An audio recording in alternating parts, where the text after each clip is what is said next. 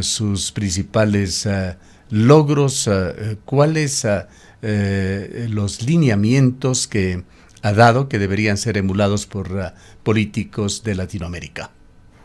Ujú. ¿Qué tal? Buenos días con todos, todas. Quiero confirmar que se escucha primero. Sí, le escuchamos perfectamente. Perfecto. Buenos días con todos y todas. Sí, debo empezar diciendo que es un honor ser invitado para hablar de un personaje como el Pepe Mujica, ¿no? Que más allá de su vida como político, hay que destacar su vida como humano, como soñador, como una persona muy sabia, ¿no es cierto? Que más allá de sus convicciones políticas, ha marcado una visión del mundo muy particular para la política y para la política latinoamericana en general. Pero yo quiero empezar desde su origen, es decir, me parece que es importante mencionar, es clave mencionar que el hecho de haber sido fundador y ser parte de una organización armada, político-militar armada en el continente, no solo que hizo lo que es, lo que fue, ¿no es cierto? No solo que lo convirtió en lo que fue, sino que además esta organización armada también marcó un antes y un después en la lucha y la reivindicación social en el continente. Parte de esta experiencia política, que no era solo una agrupación, sino también tenía una metodología, tenía un punto de vista, una forma de acción muy cercana a una visión de recuperar la democracia a través de una democracia, de una propuesta armada, ¿no es cierto? Fue cooptada, captada, fue apropiada por muchos otros movimientos en el continente. Uno de esos es el M-19 de Colombia, de donde viene también el presidente Petro, ¿no es cierto? Entonces, los Tupamaros marcaron el origen de muchos otros movimientos armados en el continente por su visión del contenido de justicia social, y quiero recalcar en eso, de justicia social, democracia y liberación nacional, ¿no? El método, evidentemente, era el método que ellos habían elegido, era buscarlo a través de la lucha armada.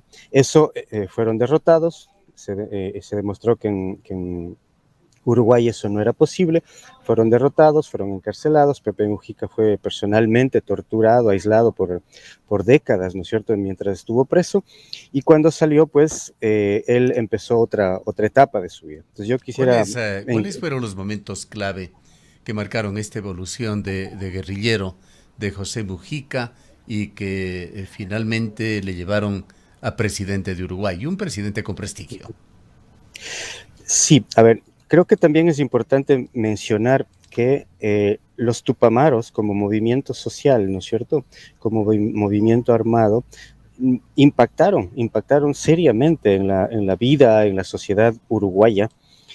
Cuando uno visita Uruguay, evidentemente le hablan de los Tupamaros, los actos que ellos hicieron, ¿no es cierto?, espectaculares, violentos o no, estuvieron en la conciencia nacional y definitivamente marcaron un rumbo de la política nacional. Eso también, esa persistencia, esa búsqueda de justicia social de este movimiento hizo también que la dictadura quedara en evidencia los maltratos, las violaciones a derechos humanos, y que la sociedad post dictadura, ¿no es cierto?, tenga una apertura para lo que es la búsqueda de la justicia social. Entonces, cuando Pepe Mujica sale de la cárcel, se encuentra en un contexto en el que, ¿no es cierto?, la justicia social está en el sentir cotidiano de las personas, no la búsqueda de un cambio revolucionario armado, pero sí una conciencia de justicia social que fue producto justamente de toda esta lucha que el movimiento de Tupamaro hizo, ¿no? Entonces, Pepe Mujica se enmarca, se envuelve en este proceso, es parte de este proceso, y su presencia, el haber sido líder, el haber estado preso, el haber estado encarcelado, torturado, y lo pone en un lugar, ¿no es cierto?, donde es una voz es una voz importante dentro del Uruguay. Quizá vale la Una pena voz. hacer un poquito de historia en esto, pues las nuevas generaciones en muchos casos no conocen lo que se vivía en los años 70 en Latinoamérica. En esas épocas los Tupamaros, años 60, 70, fueron un movimiento guerrillero de izquierda en Uruguay, inspirados en la Revolución Cubana. Convivieron también un poquito más adelante con lo que sucedía en Chile con Salvador Allende, presidente socialista entre el año 1970 y 1973. Allende tuvo una gigantesca oposición a ese mandato, que lo ganó a través de las elecciones democráticamente, y promovió reformas económicas, sociales, como la nacionalización del cobre, la reforma agraria, etcétera, pero finalmente cayó por un golpe militar promovido por Augusto Pinochet, con una dictadura sangrienta que duró más de 2 décadas. Quien estaba por detrás en toda esta batalla en contra de los movimientos de izquierda en Latinoamérica era Henry Kissinger, el gran asesor de los presidentes norteamericanos durante toda esa época, asesor de seguridad nacional, secretario de Estado, que entre otras cosas decidió él la intervención en Chile y en otros países latinoamericanos, en Chile, evitando que Allende consolide su gobierno. Y así por el orden, esto tuvo efectos en toda Latinoamérica, incluyendo Ecuador. Quizá ese era el contexto, que por supuesto es un escenario diametralmente diferente a lo que vivimos ahora en Latinoamérica, pero que influyó enormemente en lo que ha sucedido en estas últimas 5 décadas en nuestros países. Efectivamente, ¿no? También era el contexto del Plan Cóndor, donde se perseguía en diferentes territorios, Orquestado países. por Henry Kissinger, justamente. Exactamente, sí, Kissinger y toda la CIA, ¿no es cierto?, tuvo un rol muy importante acá. Y en casi todos los países del continente en esa misma época se vivían dictaduras, es decir, no había democracia. En ese contexto, una guerrilla armada que se plantea la búsqueda de la democracia resultaba absolutamente novedosa, ¿no? Porque no era la búsqueda del comunismo como resultado general, la toma del poder, sino por vías buscando procesos democráticos, ¿no? Entonces lo que se llamaba la democracia, la democracia en armas, ¿no es cierto? Era eso, contrario a lo que justamente los militares planteaban, una dictadura radical, brutal, sin democracia, con la fuerza impuesta por las armas del ejército y la policía, ¿no?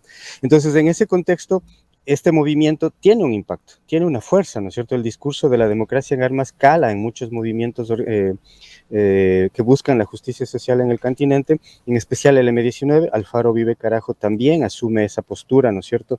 Otros en Centroamérica, movimientos de liberación nacional en Bolivia, movimientos de liberación nacional en México, y parte de esos movimientos de liberación nacional son los movimientos de donde viene Claudia Sheinbaum, por ejemplo, ¿no es cierto?, que es la actual presidenta de México.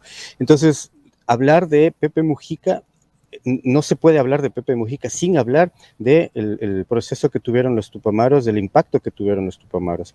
Ahora, este grupo fue evidentemente derrotado en Uruguay, porque Uruguay tiene una particularidad, que es básicamente, en ese entonces era un tanto rural, pero no tiene como nosotros montañas o selvas donde los grupos armados pueden, digamos, existir, ¿no es cierto? Allá no existe eso, no hay eso, y lo que era básicamente es sectores urbanos. Entonces desarrollaron una lógica de lucha urbana muy interesante, muy particular, con acciones que reivindicaban, con acciones que dejaban, ponían en consideración hechos políticos, ¿no? Por ejemplo, un político corrupto era puesto en evidencia, el robo de un empresario era puesto en evidencia, como forma de decir, esta democracia está rodeada, está sostenida, ¿no es cierto?, por políticos, por empresarios corruptos, y la alternativa es una nueva democracia, ¿ya? Y quienes defienden esto es la dictadura militar, defiende que sigan existiendo este tipo de cosas. Entonces, el discurso fue muy, muy propagandístico en ese sentido, ¿no es cierto? Y eso fue lo que motivó, lo que impactó en el resto del continente. Entonces, a mí me parece que ese es un elemento central del Pepe Mujica. El otro ya más después en su calidad de político, ¿no es cierto? Que es un político que siempre empujó a otros jóvenes, básicamente, que sigan, o sea, avancen, yo estoy atrás tuyo, yo te acompaño, pero posiciona, discute, ubica los temas, ¿no es cierto? Que no fue un político que quiso todo para él, y eso me parece que es fundamental. Y cuando digo un político que no quiso todo para él, me refiero también incluso a los recursos, ¿no es cierto? O sea, como presidente, como político, terminó siendo un pobre más del Uruguay, ¿sí? Un pobre más, una persona con su casita, con su carrito, su Volkswagen, ¿no es cierto? Una persona humilde que defendió la justicia social y que promovió que otros, con sus discursos, con sus prácticas, adelanten. Siempre, y eso sí, me parece importante, defendiendo dos cosas, ¿no? Uno, la humanidad, la igualdad como principio central y la búsqueda de la justicia social, que son discursos coincidentes, y eso es clave también mencionarlo, con lo que ocurrió con el Papa Francisco, ¿no es cierto? Que era otro personaje del sur del continente que planteaba justamente estos elementos también, la búsqueda de la justicia social, la humanidad por sobre todo, ¿no es cierto? Entonces, estos elementos me parece que son necesarios mencionarlos de por qué la importancia del Pepe Mujica han marcado una visión del mundo, una visión de hacer política, una visión de cómo hacer gobierno, ¿no es cierto? Una visión de cómo generar principios básicos. He leído muchas cosas Lo de él. interesante de José Mujica es que no se trata de una utopía, que él hizo realidad como presidente de Uruguay con muy importantes reformas, pero sobre todo quizá lo más importante de destacar de este ciudadano del mundo, de este presidente uruguayo, es su grado de inteligencia, de reflexión, de sencillez, de ética y honradez que la practicó en su propia vida. Uh-huh. Que es producto también de ese aislamiento que tuvo en la cárcel, ¿no? 10 años en una cárcel solo, aislado, sin poder hablar con nadie más, ¿no es cierto? Eso también hace que haya un proceso humano de introspección muy fuerte en las personas. Estar aislado significa también tener tiempo para nada más que pensar, ¿no es cierto? Entonces, eso generó en el Pepe de ser un comandante guerrillero a ser un sabio, ¿sí? Como un elemento importante. Y lo otro es que el Pepe en sí mismo, ¿no es cierto?, ha buscado y ha planteado que hay que hacer una nueva forma de política, no como la estrategia tradicional que ha tenido los movimientos de izquierda, ¿no es cierto?, de las etapas. Hoy tengo una organización, mañana gano la alcaldía, después gano la concejalía, después soy presidente, etcétera, como las etapas, ¿no? Sino que el Pepe ha demostrado, decía en su casa, mira, aquí yo vivo en paz, aquí se respeta la justicia social, aquí yo consumo sano, aquí yo... Entonces, yo no espero a que haya una revolución para hacer los cambios, empiezo desde ahora, ¿no es cierto? Y eso creo que ha sido fundamental porque marca una diferencia con la tradicional izquierda de buscar el comunismo o la victoria final, ¿no es cierto? Ocupar la toma del poder, como se mencionaba, sino que hacer los cambios paulatinamente, hacerlos aquí y ahora, que no necesitas tampoco un gran aparato para hacerlo, sino ser una persona correcta, respetar las leyes, ¿no es cierto? Buscar la justicia social en todos, eso ya te hace un revolucionario en un contexto como el que vivimos ahora. Y eso es lo que el Pepe Mujica ha reivindicado y me parece fundamental y por eso ha sido un referente, ¿no? Bien. El tiempo no nos da para mucho más, pero bien vale la pena también hablar y reflexionar sobre qué pasó con la izquierda latinoamericana, que hoy se encuentra en crisis. Lo vemos aquí en Ecuador, lo vemos en varios países de Latinoamérica, con alguna excepción por allí. Esa Cuba totalitaria en la cual puede existir allí alguna justificación por el bloqueo que ha tenido el pueblo cubano, pero es realmente un sistema que no funciona como un pueblo sumido en la miseria. Hablar de la Venezuela de Chávez, Chávez se convirtió ya en un dictador en sus últimos años y esa secuela de Chávez lo ha seguido hoy Maduro, otra dictadura que no respetó en absoluto el sistema democrático venezolano y muy campante sigue dirigiendo ese país.